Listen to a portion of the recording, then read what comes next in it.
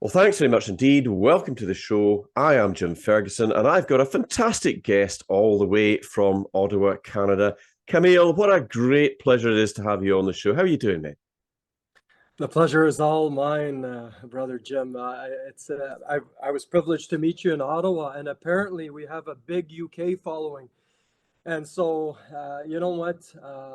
I'm just excited because our message is going to the world, and I thank you specifically for sending out the message in the UK. Very much appreciated. Well, not at all. My pleasure. When I was across in Canada, we got introduced, and we were actually on the march together from Parliament Hill down through the city of Ottawa, and we had a brief chat there. But I'm so pleased that you managed to come on the show with me because we have a lot to talk about now. Because you're a first-time guest on the show, would you be good enough just to tell our audience just a little bit about your background? And it doesn't have to be anything too onerous on you, but just a little bit of a brief history of you and what you do and where you're based and what it is that you actually are doing in Canada just now. Well, I've always been an activist all my life. I'm very concerned with people, but I'm originally an accountant, economist, businessman. I run several corporations here in Ottawa. So originally, my parents are from Lebanon, and I grew up in Ottawa, Canada. So I was pretty privileged to meet all kinds of people. I had white friends, Hispanic and Italian and stuff like that. So growing up in Ottawa gave me a bird's eye view of the diversity of the world, and it's definitely something to be celebrated. I understood what East Indians were like. I understood what Italians, Irish, Scottish were like. And so growing up, went to Carleton University in Ottawa.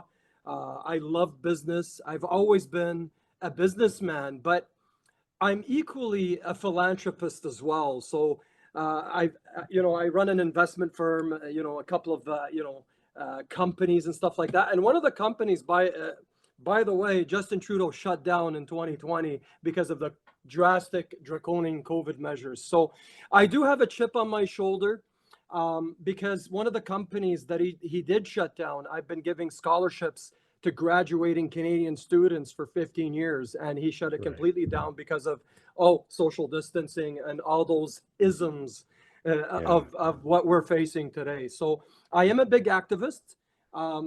I saw a lot of cases throughout the country where various Canadians were getting oppressed. Somebody like a Josh Alexander, a born-again Christian 17-year-old who happens to be the same age as my son.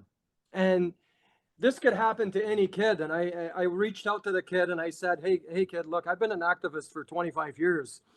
This is going to be one of the biggest things you ever seen. Here's my contact information. And I promise you, this is going to be big. I don't think he took me seriously. Again, he's a public figure. He's still a kid. But a couple of protests later, he took me serious. And in June, after sending a plethora of Muslims and Christians throughout, just in increments, I called out the Million People March on June 13. And he took me seriously then after 9 or 10 protests that were a wave throughout the country. And it is a big collective for sure. Well, I mean, that million man or million people protest that was phenomenally successful. I mean, you actually coordinated, you played a massive role in that. Tell us how that actually came about and why it happened. I mean, because not everybody here in the UK might realize or understand where that came and what the dynamics were. Just tell us a little bit about that. Well, I mean, I'm a big fan of activists in general. I mean, you could talk about, JFK. You could talk about Nelson Mandela, who went to jail for 33 years in tackling apartheid, Malcolm X, Martin Luther King. And I was just fascinated by that. And growing up, people always have an ask. They're always oppressed, but they don't necessarily know the pathway or the dynamics of rallying people together. So I was fortunate in, the biggest team I managed in Ottawa is 3,000 people. And, I've been, as a businessman, 25 years, I've done, contributions to our local mosques, youth clubs and stuff like that. And I learned how to put things together. But I have the tendency, when I work on something, it has the tendency to explode everywhere and do very well. So I decided, you know what? I myself, like other people in the movement, came together, but nobody really, everybody was working on their own. The Christians would protest, the Muslims, the Sikhs, and stuff like that. And I said, you know, I have a vast network throughout Canada and throughout the world. Let's use that business network and rally, you know, the nation around children. That seems to be a universal issue. And in Canada, 98.5 or 4% of families are heterosexual families concerned about kids. Either they're people single wanting to have kids. So it was a no-brainer for me to harness historic figures of million people marches for, you know, lives or whatever it is, and just put that, and the hashtag just blew up. And then of course Trudeau has me banned off Twitter, but it was already going everywhere, and it was I didn't have to be on those platforms. People were just sharing the information. Well, if you're not a friend of Justin Trudeau, then you're a friend of mine, Kamel. Let's put it that way. I mean, you've got you've got a really out of control World Economic Forum maniac running Canada right now. Yes. He is not putting the Canadian people first. He's putting globalist policies first, and he is part of the problem. Now, I want to go back to something, because there was a big freedom movement in Canada. I've got to say, I have deep, deep respect for everybody in Canada, whether you were originally born there or not. The fact that you are there, the fact that you're fighting for your rights and you're standing up.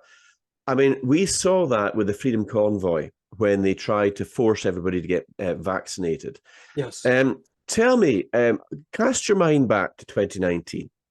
I'm always very, very interested to find out what it was that made you go, wait a minute, there's something not right here. Because I mean, you're not vaccinated, I'm not vaccinated. Many people that watch this channel are not vaccinated. Many are vaccine injured, actually. Yes. But many are not. Now, what was it that got you thinking, and what was it within you, do you think, that that really sort of made you stand and sit up and go, wait a minute, there's something not right here? I'll be honest with you, Jim. I wasn't a vaccine expert by any means. So what happened was my businesses, my network, you know, I had invested, you know, as an investor or you know, a businessman, you're always looking at financial statements. You're always looking at where the world is going, and you're investing based on that. So, you know, I bought Moderna and Pfizer, and I'm like, why are all these companies buying them? And it was a pure fluke. I had made a lot of money, and then I found out, you know, why did I make all this money overnight? And then I started, it was a big rabbit hole. And then I, you know, meet all these anti-vaxxers who were called conspiracy theorists. And, you know, when governments try to downplay people and take their legitimacy away, then you start questioning things. And then I met so many doctors that lost their jobs, and I became an anti-vaxxer. Now, I'm not against, you know,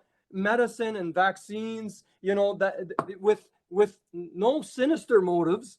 I'm for advancement in technology when, you know, and I'm not going to throw all health practitioners under the bus, right? Because some of them do mean well. They swore an oath and stuff like that.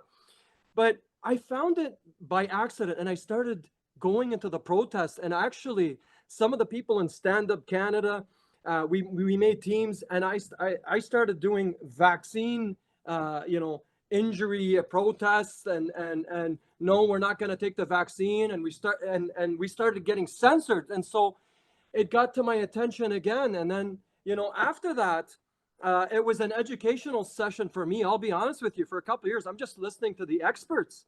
And then I see more people lose their jobs, doctors at the Ottawa General working for 33 years, refusing to give the vaccine. They lose their jobs. They're suspended. And so I'm walking in these protests, and the convoy itself, I see, you know, Canada's truckers, you know, some of them were vaccinated, some of them were not. They just wanted to liberate Canadians. And I see, you know, our Canadian citizen seniors, you know, die in their homes and stuff like that. And I said, something is wrong here. And so I went to the convoy and supported that, because they called them the white fringe. Right. And I'm like, Right. you know what? I'm going to send a plethora of Muslim Canadians with the hijab. And so Yeah. we could change that narrative. And our Yeah. teams were going right to the cameras. But of course, propaganda and censorship works very well. And especially if it's your prime minister doing it, planting, Yeah. Nazi flags and stuff like that and calling them white supremacists. You know what? Yeah. I'll be a proud white supremacist if I'm going to walk and liberate all of Canadians. So that built a lot of relationships up into the Million People March, and that's what happened. Well, that's fascinating to hear. And I mean, I have it on good account. There's a heavy Chinese influence in Canada right now. The CCP, the Communist Chinese Party, have deeply infiltrated, it would appear, not just the Trudeau regime, but actually the parliament. And what we're witnessing there is we're witnessing soldiers. I've interviewed people within the military who are ex-military, former very specialized forces within the Canadian Special Forces. And I've looked at what they've been saying very carefully. And there have been Chinese forces coming in there to very sensitive areas within Canada. Now, China is not a friend of Canada. They're not a friend of the Canadian people, and they're not a friend of America. They have their own friends, but Canada should not be one. And one of the things that seems to be apparent from those discussions, Kamel, is that Justin Trudeau tried to turn the military on his own population. Now, we saw the RCMP in particular actually brutalize Canadian men, women, and children, peaceful Especially that protesters. senior lady with the horse stomping on her. I missed that protest. I was very busy that day, but I had gone to several, and I probably would have got, obviously spray in my eye or whatever they were doing. But I was getting updates on my phone. My phone was just, ringing. And Kamel, there's horses here. There's, SWAT teams and a whole bunch of things. And some people were even foreign. They didn't even speak the English language. They were coming from parts of Europe, and it was, and some of them were sending me live videos. But obviously, I'm still running corporations. I still have to, I missed that day, and I regret missing it. It was an example of how one man with narcissistic views who is getting bribed, and it's not just, I don't want to single out one country. It's many, right, coming in, and it's the World Economic Forum agenda, through soft wars and forced vaccinations, we will get to 1 billion by 2030. And so however you do that, you harness all countries and you pin them on each other, because that does that seditious rhetoric. And so, I know I'm not an expert on what's happening with China and Canada. I hear a lot of that. I'm a person that believes in talk to everybody, but I also believe that nations have to be sovereign independently. So everybody, like one of the 10 principles of economics is everybody benefits from foreign trade and talking. That's what diplomacy is. And you can disagree with somebody. You're a communist country. We're a democratic country. We disagree, but we can, have foreign trade, but don't interfere with us. We don't interfere with you type thing. And I think because Justin Trudeau is a drama teacher, he was a son of a past prime minister with a silver spoon in his mouth. He's just doing things and he's upsetting people. And I don't think sometimes he knows why, because if you ask him about monetary policy, which is something I specialize in, he says, I don't know numbers. It'll just handle itself. So even when it comes to macroeconomics, he doesn't have a clue of what's going on. He's just being steered, puppeteered into various things to achieve a sinister world agenda that's tackling every country, including yours in the UK. Well, you're absolutely right, Kamel. And I mean, one of the things that's become very apparent over the course of the last sort of 15 months that I've been engaged in doing what I'm doing, because I didn't really set out to do any of this, and it's just kind of one of these things that's happened. And from talking to many Canadians, including yourself and others, people in the United States, people in France and Germany, Australia, New Zealand, and of course, many other countries, you learn that there is, in fact, what a lot of people call a uniparty system. So you've got the Conservative Party, and you're right to highlight the UK for a moment, because our British Prime Minister is called Rishi Sunak, but he's a globalist. He's no more a Conservative than the head of the Labour Party, which is Keir Starmer, who's another globalist. He's no longer a Labour person. The whole thing has become deeply infiltrated by young global leaders. And Justin Trudeau, just to go back to him for a moment, he is a young global leader. There is a common sort of thread within these people. They can speak well, but they're very, very lacking in what I would call true leadership. Well, they're actors. Picked. They're actors. They are actors. Exactly. They are Yeah. actors. And they're handpicked for those positions because they will do as they're told by their handlers. Now, Klaus Schwab is an interesting character. Klaus Schwab is an interesting person. I think he's probably drunk on power, but there's probably a lot of other people much more senior to Klaus Schwab who's really pulling the strings. Let's not think it's all to do with Klaus Schwab, although he is definitely instrumental and has been at the center of a lot of this. But what do you think? I mean, just stepping back for a moment, because you're quite correct to highlight the fact that there are so many countries that are facing the same problems as our respective countries are. What do you think is actually at the root cause of it? And what is this globalist movement that is manipulating and buying out the mainstream media and controlling the narrative and passing misinformation and disinformation laws like we've seen in particular in Ireland, but also in Canada just within the last few months?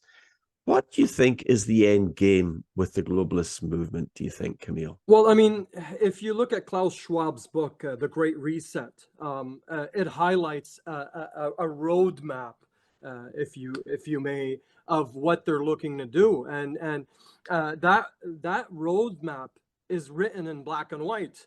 We want to get to 1 billion by 2030 through soft wars and forced vaccinations. We will achieve that. Now, another way to do that is you promote sexual indoctrination. We ask what a woman is. Now, Jim, I'm sure when you were a young lad, and myself, I mean, there was one male and one female. That's all we knew. That's right. Now, apparently there's 500 genders. So, they want to confuse that because they don't want the nuclear family, whether it's Orthodox Christian, it's Protestant, it's Jewish or Muslim or Sikh. They don't want that nuclear family structure. The male is constantly attacked. So is the female. In the washrooms now, she can't go to a public washroom because now there's a washroom for a third gender, and there's 500 genders out there. So I think there's a vested interest in demolishing the nuclear family, whether it's in the UK, in Lebanon, in the Middle East, in Europe, and North America. And with that, they want contraceptives. They want to vaccinate people. So, again, after we have studies now that show those that took Pfizer and Moderna and AstraZeneca, there's a smaller sperm count. There's a study done on that, right? And that's right after 2020. So there's a vested interest to get to 1 billion. It is incredibly aggressive, and they're going to do that through sexual indoctrination, through wars, as you could see in the Middle East with Palestine, 45,000 people genocided, 14,000 of which are children. These guys don't care. They put people in respective paradigm boxes. If I was white, as leader of the Million People March, I would have been called the white fringe, a white supremacist. If I was, black, I would have been called many names. As a Muslim, I'm called the isms of Islam, right? There's 2 billion Muslims in the world, and I may be called ISIS or Al-Qaeda or whatever. Every fourth person you meet is a Muslim, and there's 2 billion Christians. Every fourth person you meet is going to be a Christian. So if that definition stands, then the world is in trouble. But they want that controversy based on creed, ethnicity, language, identity, and if they can have sedition. Klaus Schwab, in many of his interviews, he says, we want soft wars. God forbid we don't want world wars. because we want people, generally killing each other, and so they can do our dirty job for us. Because vaccinating people, that's pretty expensive too. And by 2030, you will own nothing and be happy. That's where the climate change stuff is happening. We're drinking out of. I make sure I get plastic ones, because the paper ones, I get a lot of pulp in my mouth, right? So they have many attributes of getting to that depopulation element. And if you look at Jacinda Ardern in New Zealand, she banned guns using the, like a guy walks into a mosque, kills 30 people, and now, we're not going to give you any notoriety to the guy, and we're not going to even use your name. And we're like applauding her, thank you very much. But Trudeau in Quebec, where 4 Muslim fathers were killed, he said the same script. He said, we're not going to give you any notoriety. We're not going to even use your names. Why? They want to take weapons away. They don't want you to defend yourself. And the only people right now that are able to defend themselves under the Second Amendment are our counterparts in the United States that don't trust their government either. Well, you've raised some really interesting points there. I'm going to come on to the United States in a moment, because there's a lot about to happen there. And of course, I was over in the United States just before I came over to Canada. I'd come back to the UK first, and then about 10 days later, I went over to Ottawa. But you've talked about the Agenda 2030. You've mentioned 2030 twice in this interview so far, and it's very interesting. And I've been wondering myself, and I don't think I've quite got the answer to it yet, but I'm working on it. But I'm so sorry. No, you're quite right. No, I'm glad you did, because more people need to work out what it is about this particular date of 2030 that matters so much to these globalists. What is it about it? Now, you've quite correctly said, in fact, you've listed a lot of the things. If you look at the United Nations Agenda 2030, which you can Google, anybody, it's not hidden, it's in plain view. You can look at that agenda and you can see exactly what it is they intend. And what it appears to me, Kamel, is that they are worried about something. Now, I'm not sure exactly what that is yet, although I have my suspicions. But they seem to be deeply concerned about this particular date of 2030. And it's like they're introducing all these different measures. They're trying to reduce the world's population down, as you quite correctly said, to at least a billion, perhaps less, to make it more manageable. They're worried about something. They're introducing central bank digital currencies, which will follow on from the digital IDs. We've seen the Senate in Australia pass those laws. And we were hearing a lot about 15-minute smart cities. We know that Canada is building those. America is. The UK, Saudi Arabia Oxford, too. Saudi Arabia, the line, it's there. They're doing it. What is it about 2030 that's got them in such a lather? It's like they are worried. But we're only talking 6 years until we get to that particular date. And what they are doing, and I think you've alluded to this very, very successfully, as children, sometimes you'll get black ants and red ants, for example. But if you put red ants and black ants in the jar, normally they don't do too much until the jar is shaken. When you shake the jar, they're in attack mode. Slaughter each other, yes. They will. Now, what I've been seeing is, if you imagine the pyramid structure, you've got 3 points on the pyramid. You've got the top and you've got these 2 bottom parts here.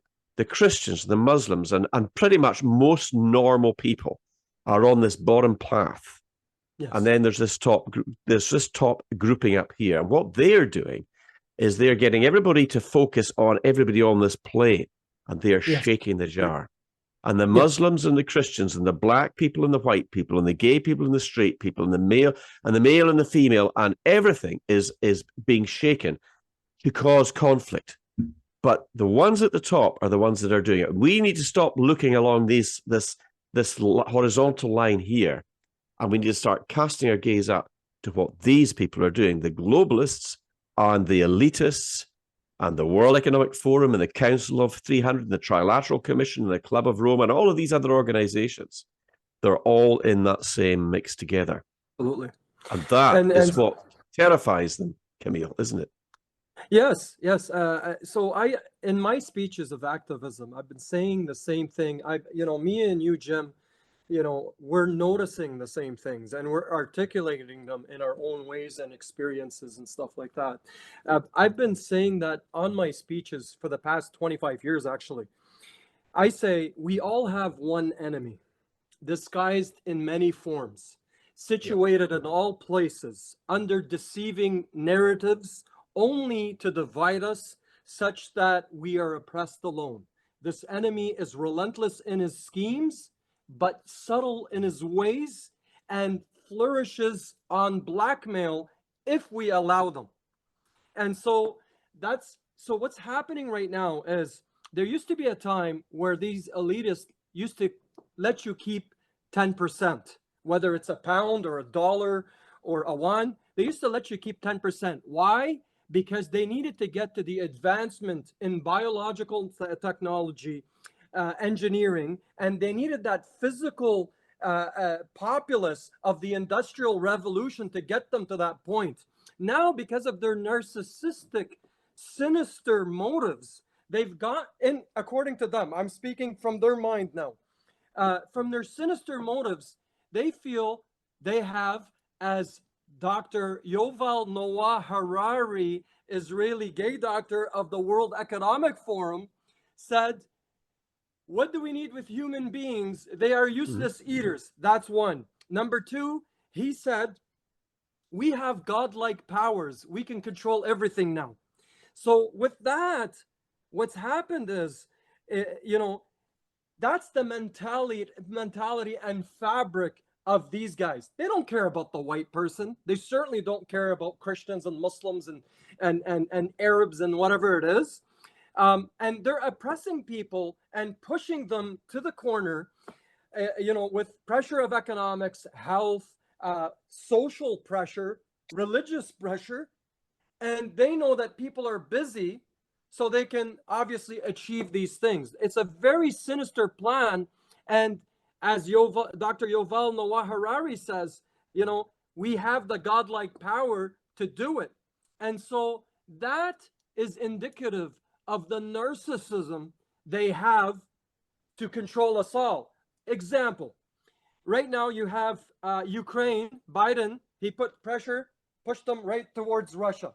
Okay? Yeah. Well, part of the Cold War, what ended the Cold War is Gorbachev and President Ronald Reagan came to an agreement that Ukraine won't be part of NATO. I mean, UK is right there, and Germany. So there was that agreement. But Biden, pokes the bear because he's been in the World Economic Forum for 53 years. So is Henry Kissinger, right? So, he poked the bear, and now all of a sudden, Vladimir Putin has to defend himself somehow. Now, again, I don't speak for Vladimir Putin and stuff like that, but I know he's an Orthodox Christian. He does have some godlike fear in God or something. Yeah. And there's a vested interest to single him out. But it was a Ukrainian Orthodox Christian killing a Russian Orthodox Christian. And that's the depopulation thing. That, two people of the same faiths are killing each other because now the deception is the nation itself. We want to be independent, and Russia is too nervous that they're at their side. And now it's got a world unrest. There you look at the same thing in the Middle East. I mean, you got Israel, Lebanon, Syria, Iraq, whatever, right? And it's the same thing. Yemen, the war there, it depopulated 70,000 people. The war in Syria depopulated about 100,000 people. But what it also does is it created refugees. You can't even manage them in the UK. You certainly can't manage them in Germany and Canada. And they're bringing them here, and they want that social unrest. That's correct. Now, you're right. Nothing's wrong with immigration if, like my parents, my dad and mom, they applied to Canada and they brought 7 kids here, and we did it, the diplomatic way, and, obviously interviews and stuff like that. By the way, My dad refused the first one in 71, changed his mind after the civil war in Lebanon, and came back in 85, right? So, Right. immigration is okay, Yeah. but they want exodus of people Yes. just out of control, Yes. Yeah. destroying societies. Like the UK, it's got thousands of years of history, probably, Yeah. right? Canada is Yeah. a relatively new, 150 years old. So is the US, 300 years old. But That's they right. want to destroy what we know to be civilization, and they're Yeah. putting their agenda in place. 2030, I can't speak for their ultimate motives, but we know there's enough evidence now that all these motives do not serve the oppressed citizens, the vulnerable ones. It's to serve them. So it's modern day slavery, if you want to articulate that. Well, that's a good point, because what they're really looking for is a new feudal system where they are the overlords and we are the serfs and the peasants. We are the Yes. ones, the underlings that run around serving them. Those of us that are left, that is, because they do want to purge, in my opinion. And I've talked to a lot of people. We spoke briefly in Canada, but we hadn't really communicated before now. But obviously, you share very similar views to a lot of people who are watching this channel, a lot of people around the world who are waking up to this dark dystopian future that's being painted. Yeah. And I think it's right. I think you've done a good job about highlighting the fact that, in actual fact, Christians and Muslims have a lot more in common than people realize. We're And brothers when of the we book. well, exactly right. But I mean, I have respect for people of the Sikh or the Hindu faith as well. I've worked with very successful lots of people, and I'm not in the business of insulting people's faith. But I Yes. think what they are trying, most definitely trying to do, is to shake that proverbial ant's jar and get everybody riled up. And I think they really do fear unity. Unity is the enemy, because when people come together on a worldwide basis, in a worldwide movement, that will unseat them. You're right, by the way, to say about national sovereignty and how important that is. We can all work with international partners. I mean, we're doing that now. We are collaborating. We're working together It's awesome. internationally. And But there's a your queen, is the Queen of Canada. When my parents, got the citizenship way yeah, back, they pledged yeah. allegiance to the Queen of Canada, but she's actually the Queen of the UK, right? So we do have Well, common, now obviously you can go back into detail, and that's another rabbit hole for another yeah, discussion for us, right? But there true. are members, obviously, in the World Economic Forum that are monarchy as well, right? Yes, there are, and I think our present king. I mean, obviously, Her Majesty was one thing. King Charles, who's taken over and who is sort of basically running the monarchy now, is a very different kind of person. Has a very different kind of outlook, and is very closely aligned to Klaus Schwab and the World Economic Forum. That's very And scary. I mean, actually, you can do it. Anybody that's watching this can do this. If you type in King Charles, or what he was known as Prince Charles, and Klaus Schwab as a picture, you will see countless images going Well, way his back to brother when. Philip too, right? Yeah, yeah. He's caught for some pedophilia stuff too. So it's, yeah, I don't want to Well, say you've too got much of that that. I know some Jeffrey. people are very sensitive about the monarchy. They follow the queen everywhere and take pictures. So I don't want to Yeah, rattle any boats. yeah. Well, no, I think. I mean, it's there's no doubt about it. There was a lot of people deeply concerned about who was involved with Epstein, but Prince Andrew was definitely there, and has paid a pretty heavy price. His reputation has been pretty much systematically destroyed. But there's a lot of concerns about the influence of Klaus Schwab on our present day monarch, King Charles. So there's a lot of things that are going on. But I think that at the ultimate issue with the World Economic Forum is, I think they're actually afraid. Oh, And I've been absolutely. thinking, what is it? What is it that, I mean, clearly they don't like humanity. I mean, Novel Yuval Harari, for example, has constantly talked about changing human beings into some kind of digitized, sort of transhumanist new Well, he utopia, said that as far humans as are he's concerned. hackable creatures. He did. He He's treating us absolutely like a did. computer. Yeah. Well, actually, I think that's what they're wanting to do next. It looks like the actual agenda is transhumanism. or humanity 2.0. There's lots of different names for it, Kamel. But basically, what we are talking about now, as far as humanity is concerned, may look very different in 5 or 10 years' time, where they believe that they need to change what it means to be essentially human. And, you know, I don't think as human beings we fully realize or appreciate what our actual human potential actually is. I think humanity, as it stands, has a fantastic destiny ahead of it. We probably just don't realize or fully understand that. And I think, you know, when we realize that they have been bringing in a lot of atheism and transgenderism and all of these different things that attack the faith, that attack the family, these are been things that are done deliberately. But what is it that they really fear for 2030? There's something that is motivating them to change their stance, because these people have been around not just for the last 20 years. They've been around probably for hundreds, centuries, right? So what is it about 2030 that's got them in a lather? I don't know that I fully have the answer to that yet, Kamel. But I think that what we're witnessing with this control freakery, they are absolutely hell-bent on controlling every aspect of people's lives. And of course, you've seen what's been going on in Holland with the farmers being expropriated. It looks like, you know, they're trying to put farmers out of business. It looks like Bill Gates is buying up farmland in the United States. Well, he's also vaccinating the 75% of the cows there. So I want to get my cows from Brazil now. So hey, don't we all? Or you know, but in all seriousness, it looks like they're trying to corner the market as far as food's concerned, because I think Kissinger once said, if you control the oil, you control a nation. But if you control the food supply, you control its people. Once again, it's all about control. Now, I mean, we are approaching the last part of the segment. And as I always do, Kamel, I give our guests the last word. So for the next 2 or 3 minutes, I'm going to give the floor to you. Say whatever is on your heart to say. It's over to you. Well, I mean, the world, they say, obviously, good times create weak people and bad times create strong and good people, right? So, and I know I'm paraphrasing here, but I think, you know, with bad times, that's when you force the good people to do something.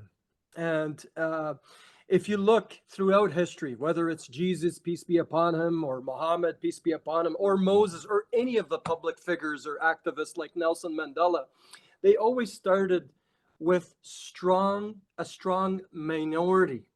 And that minority always inspired the masses. I fundamentally believe that if we don't, you know, research history, we're bound to repeat it. And so I also believe with all this oppression, with all this pressure, there's always a villain of the time, and everybody has equal opportunity to be that nation and the world's hero. And, you know, there are sunny ways, you know, with all this noise. And there's 2 billion Christians in the world. There's 2 billion Muslims in the world. That's 4 billion united. Okay, that's more than 60% of the world's populace. In our movement, we have Sikhs. Can you imagine the Sikhs, the Buddhists, the Jews? Jews are 10 million, obviously, but if you're looking at the billions and the agnostics, can you imagine how powerful we are? And anything that I'm doing right now, I think our universal catalyst is our children, because they're the future. If we protect them, we can protect everything else. Well said. And I absolutely 100% agree with all of that, Kamel. You know, this interview has gone past all too quickly. I have to say, when I've got a fantastic guest on, that always happens. I can't believe the clock's running out as it is. But, you know, we're going to have to get you back on. Would you come back on with me? I will, as many times as you want. All right, because we've covered a lot of things, but there's a lot more to unpack in all of this. And I think it's very, very important for people around the world to realize that we are standing united, regardless of geography, regardless of faith, regardless of religion. We are talking about unity. We're talking about working together for the sake of our children, as you've quite rightly said. And the common enemy, most definitely, are the globalists. So I would like to express my sincere thanks to you, Kamel. It's really been great to have you on. Thank you for being on with me. God bless you. My pleasure. God bless you as well. And to all the people who are watching out there, you know, it's important that people feel that they have their capacity to speak and share these great ideas and experiences. And I'm very grateful to each and every one of you when you share and like and support our great guests like Kamel, who's come on here all the way from Ottawa in Canada. So I always like to say, you guys are the real stars of this show, and I really mean that. You really are. So thank you, one and all. And thank you once again, Kamel, for being here. This is Jim Ferguson. We'll speak soon. Bye-bye for now.